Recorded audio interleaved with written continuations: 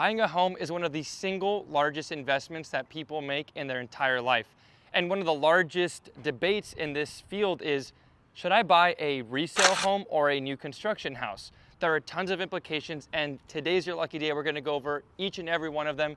We're gonna summarize it into 5 main parts, differentiating between a new build construction home and a resale house. The first one's gonna be pricing. Second, we're gonna talk about maintenance.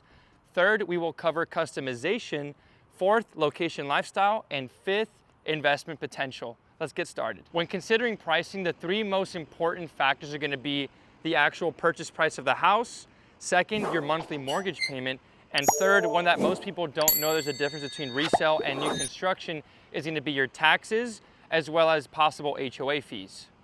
All right, guys, talking purchase price first. According to 2024 National Association of Realtors research, the average purchase price for a new build is $440,000, where on the resale side, it's gonna be just shy of $400,000. So about a 10% difference in which new construction is slightly more expensive on the purchase price.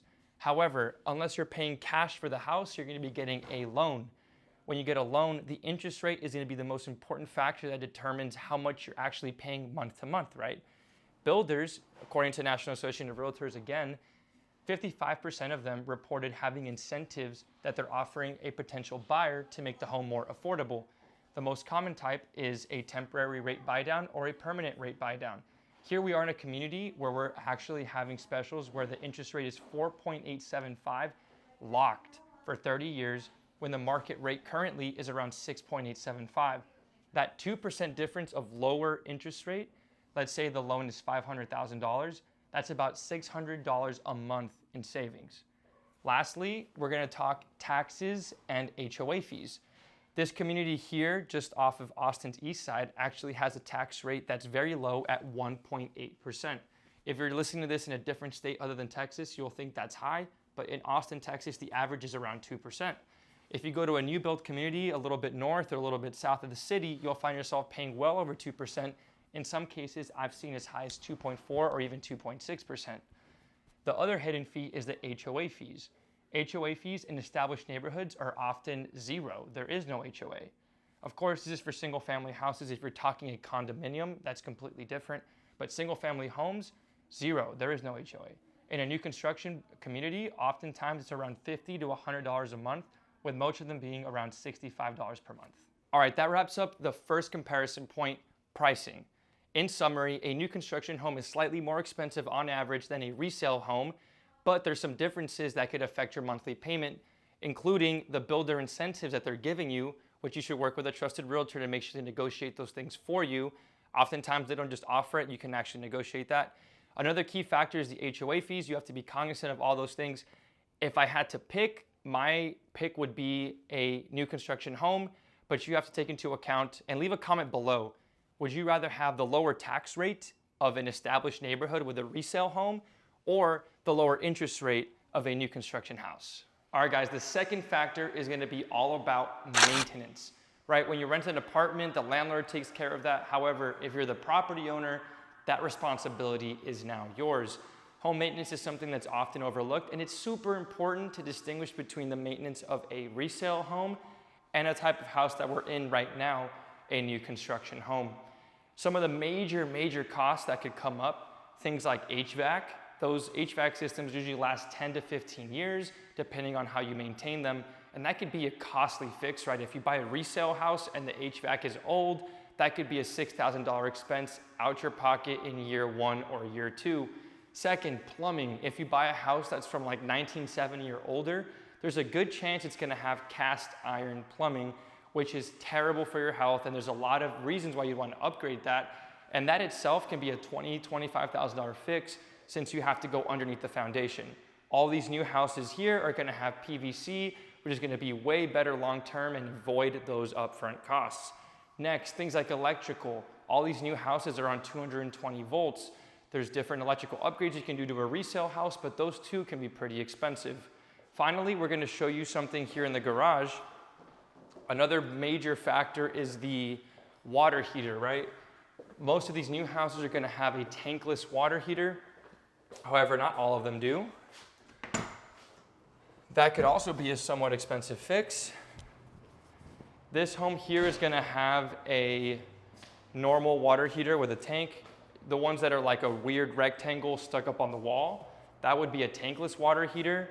Another thing, if we go up the attic really quick, you'll be able to see the HVAC unit, and this is a brand new one. Like I said, that's around $6,000.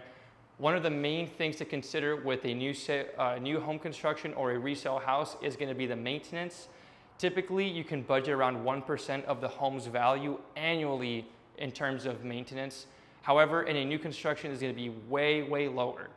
One thing that makes it really, really advantageous to go with a new construction home is gonna be what is called a 1-2-10 builder warranty.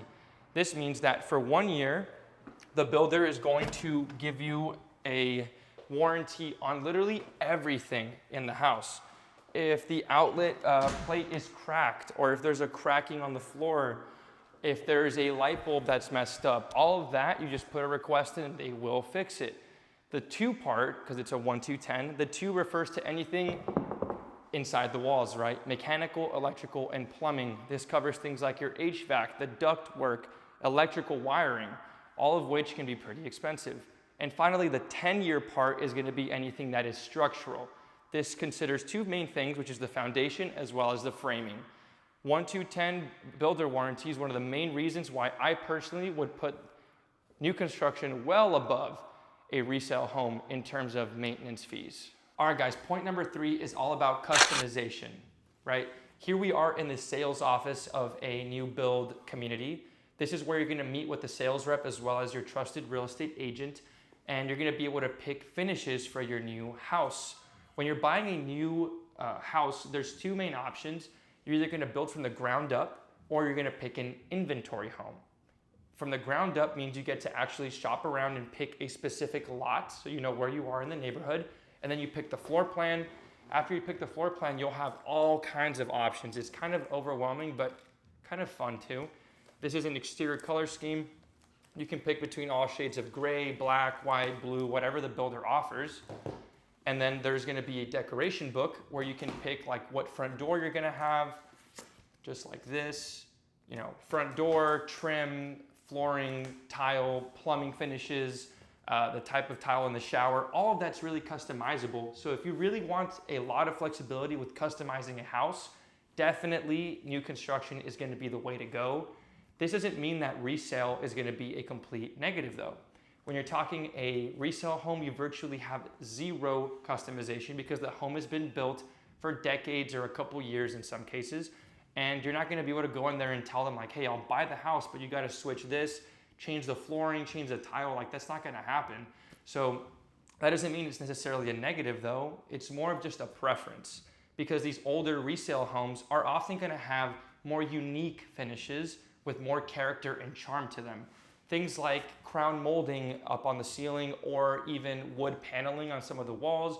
Those are things that modern builders just don't do nowadays, whether it be for energy efficiency or just for modern aesthetics. It's not part of their lineup. So this is more of a toss-up. If I had to pick one, I honestly think if you're going new construction, the ground up is the most customized, but I kind of enjoy the most is a resale home that's gonna have some classic charm to it, gonna make it stand out and give it some unique finishes. All right, guys, point number 4 is all about location and lifestyle. Come check this house out. This is in Hyde Park, which is just north of University of Texas at Austin, where I actually went to school, Hook 'em Horns. This here is a 1940s home, and this actually ties back to the previous point of customization. As we walk through this house, you're gonna see a lot of features that you just simply can't recreate in a new home. Even if it's the worn nature of the wood, it gives it that, that feel. It's really, really nice. This one's actually been remodeled on the back end. You'll see the vibe switch. But back to point number 4, location and lifestyle. This is walking distance to a lot of major retailers. Guadalupe Street is rich with heritage and culture. It's a very walkable area. That's why people tend to pay a premium to live in an area just like this one.